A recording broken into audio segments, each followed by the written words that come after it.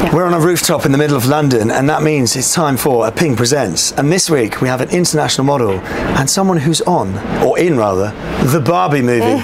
India, welcome to Ping Presents. Thank you so much for having me. How are you? I'm really well. You know what, it's been overwhelming seeing the whole movie come to life the past month, but it's absolutely amazing. It is huge how chaotic it's gone. It's I know. like the world's gone Barbie mad. You know what, filming it last year I had no idea this would happen and this would be the outcome, and obviously for me it was a year ago, and I am so overwhelmed seeing everything come to life, and this is the fun part, you know, the work is done and we're all just enjoying it and kind of taking it all in. Yeah, it's a lot. I was going to say, it's a lot of pressure, but in a good way. So, I mean, we can talk about Barbie a lot today, but I want to go back to, obviously you're a model. Is that internationally? It is, yeah. Amazing. Yeah. So tell me about when that all started, and I guess that was the catalyst to getting into Barbie? It was. Amazing. So let's go way back. I started modelling when I was a child. So I got into the industry very young, about 10 years old, and it was so much fun. It was a day off school to go and be in a Kellogg's advert, or, you know, walk a Marks and Spencer's catwalk at the age of 12, or just something so not your everyday kind of school life, and that's where I really found the fun and enjoyment in it. So I did it growing up, so it's kind of always been with me, and I think when people ask me now, like, oh, how do you pose and how do you know what to do, I think it really helped that I learned to do it as a child, because you just have no I was going to say, that's when you want to learn it, isn't it? Because it just goes in. Exactly. And so I was kind of always posing and just happy to do that. And then I trained as a dancer. So I'd kind of always been in the creative industry. I was always dancing after school and focusing on that, and always just, I don't know, just keeping creative, You're born to be in the creative industry, it seems. Yeah, maybe.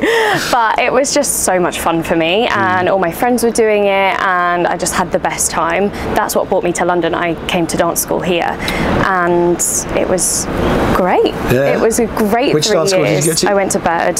Nice. Okay. So for me, I met some of my best friends there, got the best training and experience, and then I got to travel the world and kind of explore after that. Yeah, I worked as a dancer for a few years, and then I just found my way back to modelling, because I think that was my first initial love and my passion. First love is always the one that pulls you back, isn't it? I know, it sounds cringy, but it's so true. It's so true. And I was working well within the dance world, but I think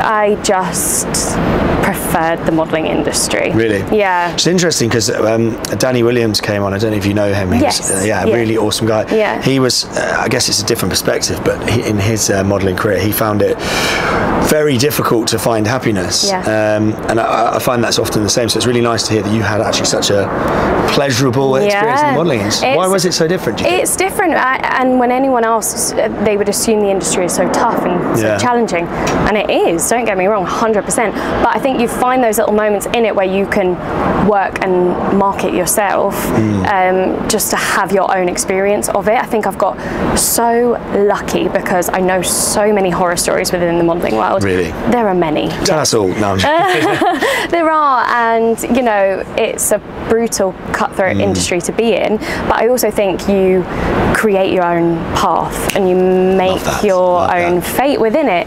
And well, here's a story for you. The first time I sat down and I did an interview, it was for the radio, and they introduced me as a model, and they said, you don't look like a model. And I thought, well, I don't know what I thought at the time. I don't know what you make of that, I was young and naive, and I quickly moved the conversation on. I didn't have much of a reaction. It's quite a mature way of handling it. Well, I tried my best in the pressured situation. But I reflect on that now and I think, well, clearly this person was not clued up within the industry. Look at how models are presented today. Anyone can be a model, essentially. They are getting your everyday people. The roles I go for, you know, they want every size, every type, and it's just what is the look of a model and what defines a model. I don't think there is one. So this person who said, I don't look like a model, clearly, is bliss, yes. And I think, you know, on reflection of that, there is no right or wrong way to look as a model. Anyone can do it, and if that's what you want to do, you can of course achieve it. So for me, yeah, I learned a lot from that experience, and I think that inspired me to go, right, no, let me prove you wrong here. Love that. So I think that really kind of sparked my career, and I just thought, let me just define all the odds. And you know, love this. Being this is great. Being redhead with freckles, the height that I am, 6 foot, no, not 6 foot, not 6 foot, 5'6", is just, you know, one of those things where you just think, you know, you don't stereotypically look like a fashion model, but here you are. It's one of those things, you know, and I'm so grateful to kind of have that mindset. And a lot of people would say I don't look like a model. Well, I'm here to tell you, anyone can look like a model. 100%. Well, I mean, if you have a look at your Instagram page, you see how much work you've done and all the different. Thank you. I guess caveats, feats, whatever you may call it, you've been in. So you've clearly sort of done everything and clearly conquered it, which is a really refreshing mindset to have, particularly in this day and age where I think positivity is pushed down. 100%. It's also being sort of pushed to the forefront, but at the same time, people are very quick to bat it down. 100%. Which is very upsetting. Yeah. So how do you maintain this? Because you've got a very growth mindset. Yes. How do you maintain that, and where did it come about? I think it's important to always push yourself. I think I've always been quite work-minded and business-minded in that sense. And yes, I'm having a great time, but am I getting fulfillment out of this? Is this the work I want to be doing? And modelling isn't always like that, and that's why there's always other avenues within the industry that you can explore. One of my best conversations and how I sort of navigate myself within the industry is the conversations I have in my DMs or just with or with people I meet at events, and you know, who often say, well, how do I do this? How do I become a model? You know, I don't know what to send to an agency, and it's, you know, passing on the knowledge that I've kind of picked up throughout the years and just passing it on to them and say, look, you can.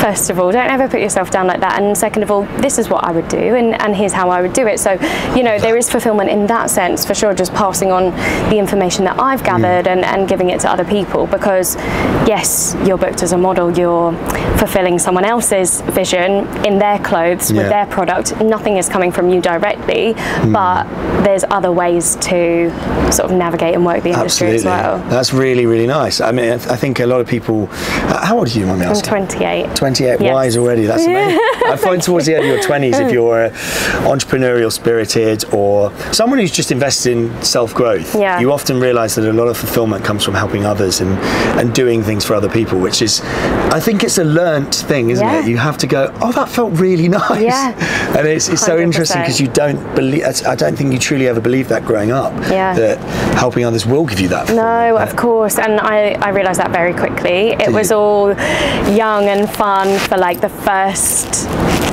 years in my 20s, you know, where I was going to events, going to parties, and kind of living that lifestyle, getting sent my first free product, and it was amazing. And essentially you are your own business, but there's just so many different avenues that you can explore. You can do, right? Yeah, for sure. So what would you say to an aspiring model? What would be, I mean, obviously that's a very broad question to answer, but what kind of tips and advice, bits of advice would you have for someone who wants to become a model? You're never too late to start. I really hope you're never too late to start. I want to be that grandma model. I really do, because it's like I keep saying, it's a career for everyone, and people really don't think it is, and I could never be a model, I can never do that. Well, who's really saying that? Because look at the roles. When you watch TV and you watch the commercials, they have every single type of person. Everyone's represented these days, right? So first of all, get that out of your head, because of course you can.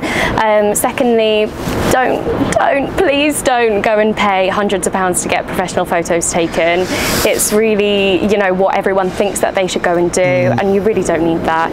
You need nice, clean photos. The websites and agencies will give you kind of their directions, but it's something, you know, that you can invest with in over time, but you don't need to put so much money out there to begin with. You just figure it out. And I would say not to discredit any agency because they do an amazing job, but 50% of modelling jobs come from, you know, how you market yourself and how you network yourself and just the people that you know. And it's interesting. It's really interesting, and I was never afraid to do that growing up. And I think it was, again, starting young and having kind of that courage to ask someone anything. You don't get. Oh, that's simple. Me. That is my motto. Completely. And maybe I'm too pushy, but not. It works, right? It does. Yeah. Take notes. It really does. I think all the breakthroughs from all the entrepreneurs and people who have got to the top, you see they're not afraid to go for what they want. Yeah, and that maybe just be as simple as asking a simple question. Yeah, ask the question, and what can they say? No? Okay, thank you for your time. You know, all those sayings, don't ask, you don't get, fake it till you make it, they all apply within the industry to a certain extent.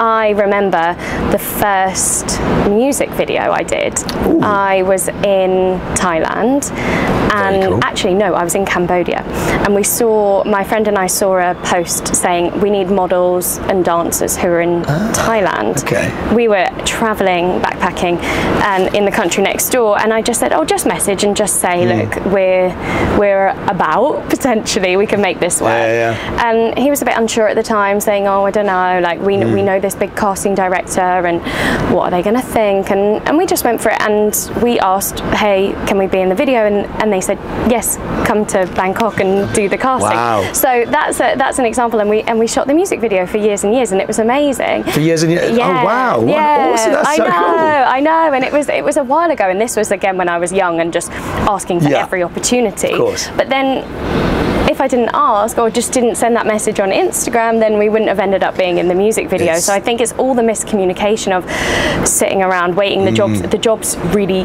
don't come to you. Sometimes they do, and it's lovely when that happens, but let's get realistic. You are asking for most of those opportunities that you get, because if you don't ask, you don't get. Exactly. It's the butterfly effect. Yeah. So I think that's really incredible advice, because I think you're right. The main thing is just bite the bullet. When you do something once, it always is it looks like a huge task, and something you alluded to earlier is that initial task of how do I become a model, but actually if you break it down into these succinct tasks, as you say, why don't you go and reach out to this person, or why don't you try this, break it all down, becomes a lot more manageable, and it's amazing what doing this can do, which you clearly have applied to your life. Thank you. So so you did the modelling for how many years? Dancing modelling.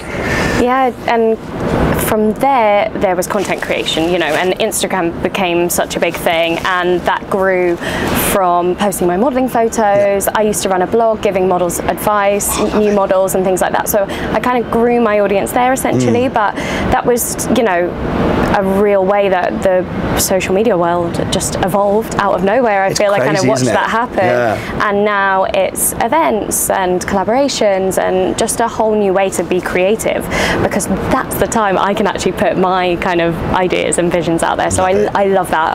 I love exploring that. So I think that's amazing. You're so right. It's almost like you grab every opportunity by the horns, which I love. Yeah. That's part of, you know, isn't it? I don't think anything skips past me where I'm like, how could I make a business move on this? Entrepreneur through and through. 100%, and it's fun at the same time. It's fun, and it's fulfilling as well, isn't it? Really doing something for yourself and putting your imprint on the world.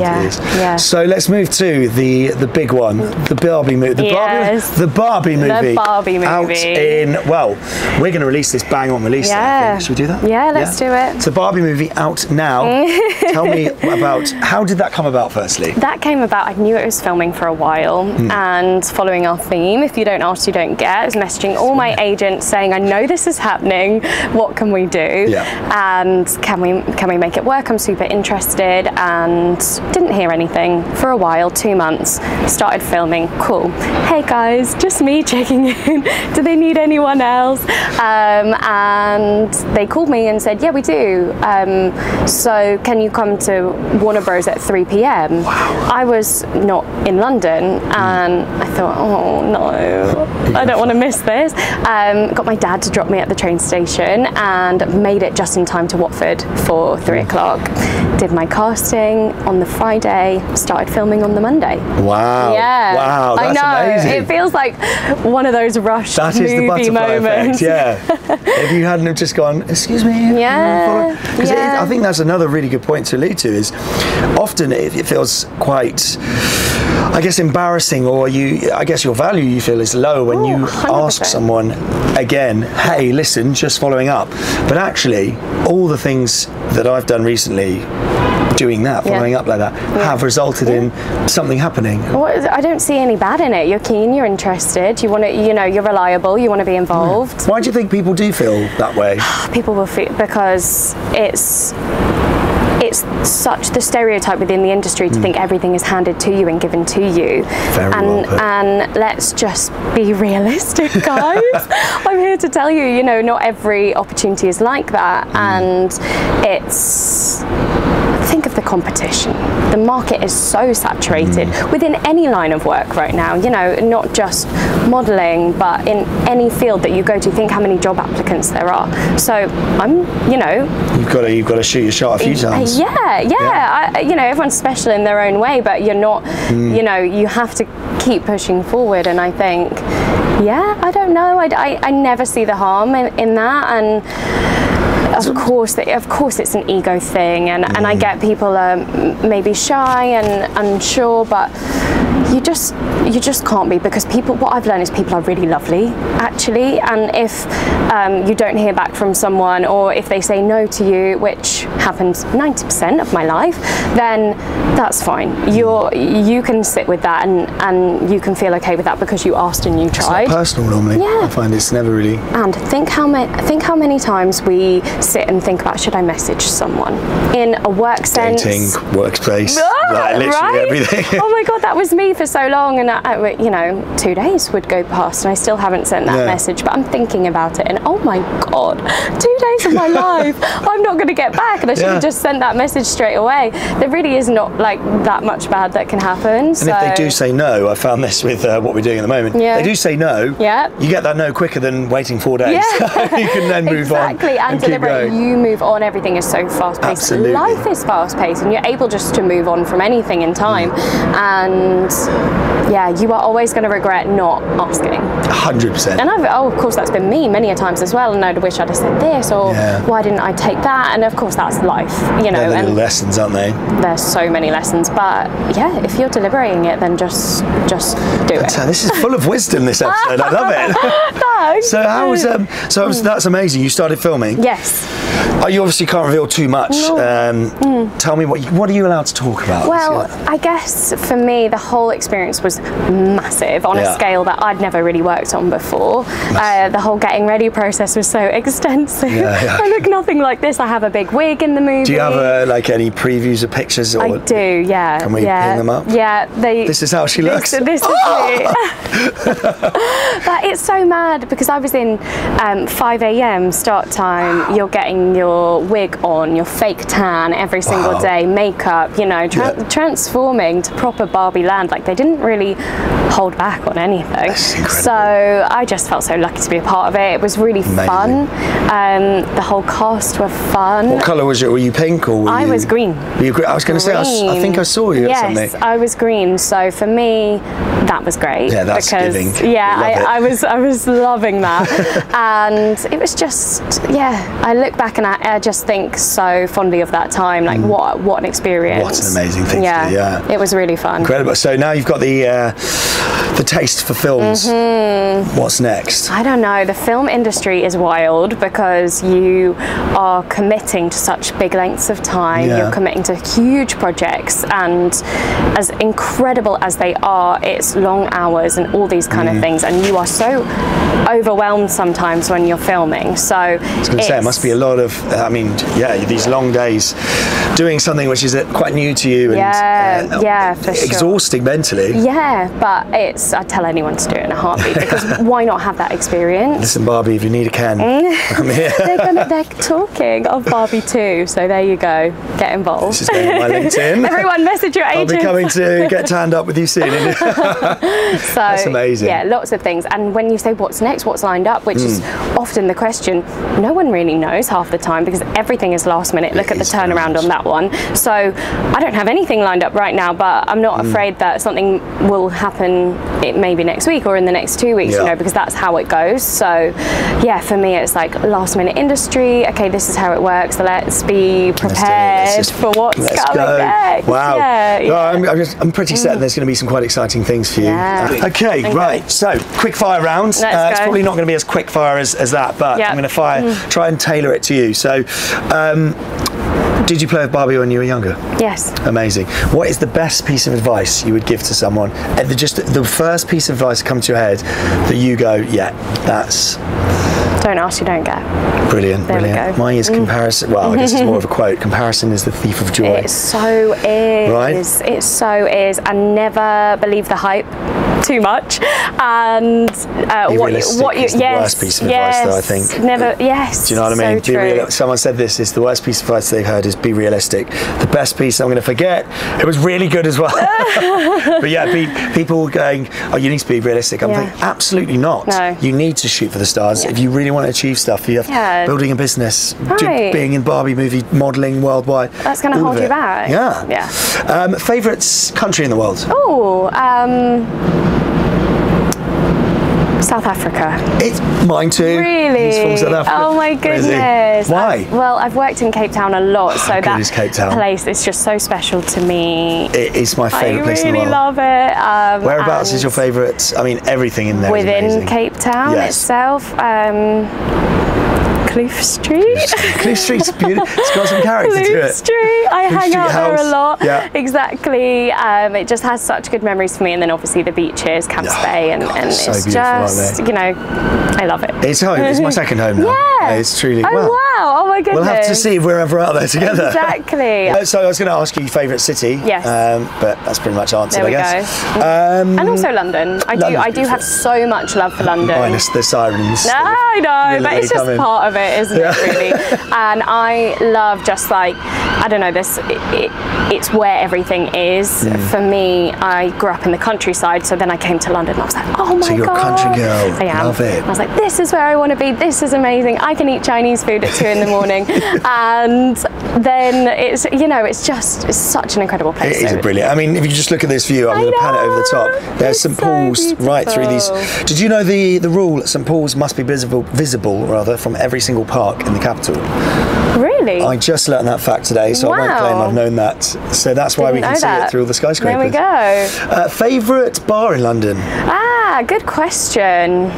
Yeah. What about High Jingo? What do you think of that? That was so fun. It's nuts, right? Right. I don't think I knew what to expect. Actually, my first time at bingo properly. So that was my first one as well. Okay, good. So I'm not on my own there, but it was so fun. So I had good, the best time. Yeah. It's just I try to ask people, if you've been to High Jingo, explain it to me without making it sound boring. Yeah. Because when you say bingo, it sounds like, oh, all right, but no, it's truly the most ridiculous experience. Lights everywhere, dancers, crazy, bonkers. Yeah, bonkers. And this sums it up nicely. Loved it. And I was one away from winning. I was one number, and I let me tell you, my heart rate was through the roof. And I was just like, I feel like I'm at the gym, like on a treadmill, 100 miles an hour. Tracked on the whoop. And I was like, come on, my number 63. I even remember it now, and it didn't come up, and I was like, oh, I'm so gutted, but it was so fun. So if you get the chance to go and do it, you should. Yeah, absolutely. Do you know who I was actually the first ever winner of the holiday at High Jingo Bingo? No way! 2 years ago. Have you done the holiday already? Yeah, they did the press night 2 years ago. Oh my goodness! I thought it was rigged, but yeah. And you went on the holiday. Oh my God, gorgeous! So thank you, High Jingo. Well done, you. And favourite musician? Okay,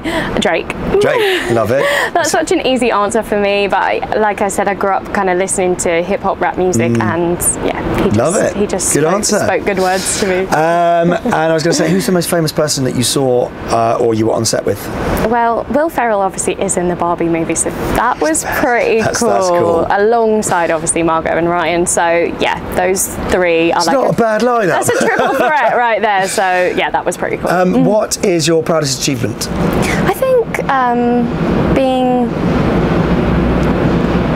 It's hard. It's good that you're struggling, because it means you've got a few things you're proud of. Yeah. I think I'll remember something my brother said to me was like, I don't really know like many people who are like managing themselves, figuring out life, like living in London, paying their bills, like doing all this kind of thing. So I'll always remember him saying that to me, and whenever I doubt myself, which of course I do a lot, we're human, but I just kind of remember those and think, oh, actually, no, you are doing okay. You are on track, and you are on the right path. And I think we can forget that very easily. Yes, absolutely. And we can go on social media and say, well, I didn't get this job, and someone else is doing this, and should I be doing this? And there's so much self-doubt and questions within this kind of unknown creative world. But actually, sit yourself down, have a bit of a check, and say, no, you are doing all right. You are doing okay. That's such good advice. He reminded me of that, and I'll never. It's amazing how things from people you care about really stick. Yeah. And particularly when it has such a profound effect on you. Yeah. And it's the same. The comparison is the thief of joy for me. Yeah. It's something that really stuck by me. My uncle sort of taught it to me. And you do realise you are constantly comparing yourself, and it brings you no joy to do that. Absolutely, it saps you of joy. Yes. And when you really stop doing that and sort of just compare yourself to yourself, you level up in ways you would not believe. Yeah. So it's. And hearing that from him, you know, it meant a lot. I mean, he's crushing it. So.